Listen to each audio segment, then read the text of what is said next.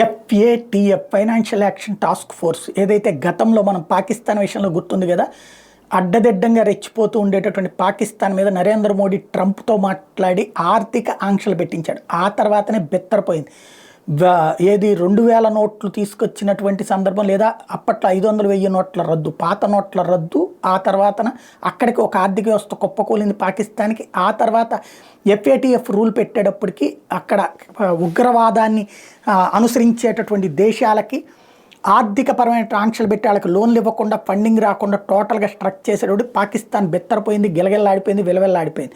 Biden వచ్చాక మొన్న మధ్యన ఏదైతే ఖైదాకి సంబంధించినటువంటి తీవ్రవాద నేతలకు సంబంధించినటువంటి జాతకాలు వాళ్ళకి ఇచ్చినందుకు గాను ఎఫ్ఏటిఎఫ్ నుంచి బయటికి తీసుకొచ్చి వాళ్ళకి మళ్ళీ ఆర్థిక సాయం అందించేటటువంటి పని చేస్తున్నారు. బట్ ఇప్పుడు అమెరికా తన చేతిలోనే ఉంటుంది. ఎఫ్ఏటిఎఫ్ పేరుకి ఐక్యరాజ్య సమితి అనుబంధం, కానీ అది అమెరికా చెప్పు చేతలోనే నడుస్తుంటుంది.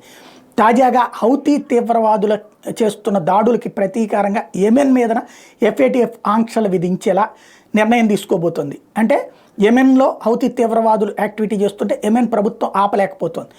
అక్కడ ఒకవేళ యెమెన్ ప్రభుత్వానికి అప్పులు ఇచ్చినా, ఆర్థిక సాయం చేసినా ఆ డబ్బులు తీసుకుపోయి వీళ్ళు వాడుకుంటున్నారు హౌతీ తీవ్రవాదులు. వాళ్ళు బలోపేతమై ఆ ఆయుధాలతో, ఆ డబ్బులతో కొన్న ఆయుధాలతో చివరికి వాణిజ్య నౌకల మీద దాడి చేసి ప్రపంచ ఆర్థిక వ్యవస్థలను స్తంభింపచేస్తున్నారు. కాబట్టి వాళ్ళ మీద ఆర్థిక ఆంక్షలు విధించి ఎఫ్ఏటిఎఫ్కి రెఫర్ చేస్తూ దాన్ని ఆపించే ప్రక్రియ ప్రారంభించింది అమెరికా.